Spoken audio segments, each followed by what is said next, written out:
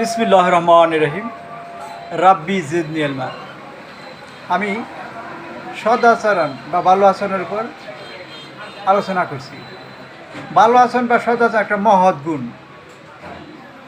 এটা এমন একটা গুণ যা একটি বৈরী পরিবেশকে বন্ধুত্বপূর্ণ পরিবেশে পরিণত করতে পারে।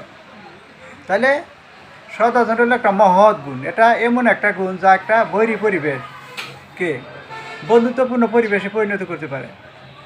নম্রভাষী সদাচারী মানুষকে সবাই ভালোবাসে। আয়েশা রাজি আল্লাহ হতে বর্ণিত, রাসূল সাল্লাল্লাহু আলাইহি সাল্লাম বলেছেন, কোনো জিনিসের মধ্যে নম্রতা থাকলে সেটি তার সৌন্দর্য বাড়িয়ে তোলে, আর কোনো জিনিস থেকে নম্রতাকে উঠিয়ে না হলে সেটা তাকে ত্রুটিপূর্ণ শ্রীহীন করে তোলে।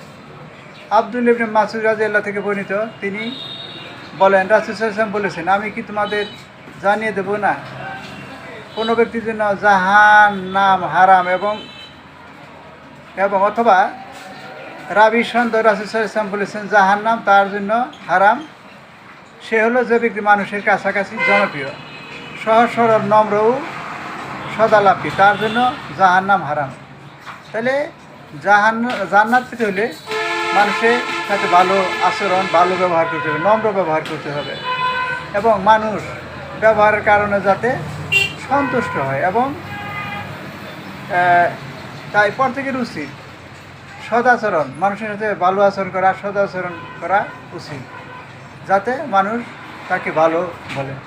আর যারা অসদাচরণ করে তারা পরকালে আল্লাহ থেকে লাভ করতে পারবে না।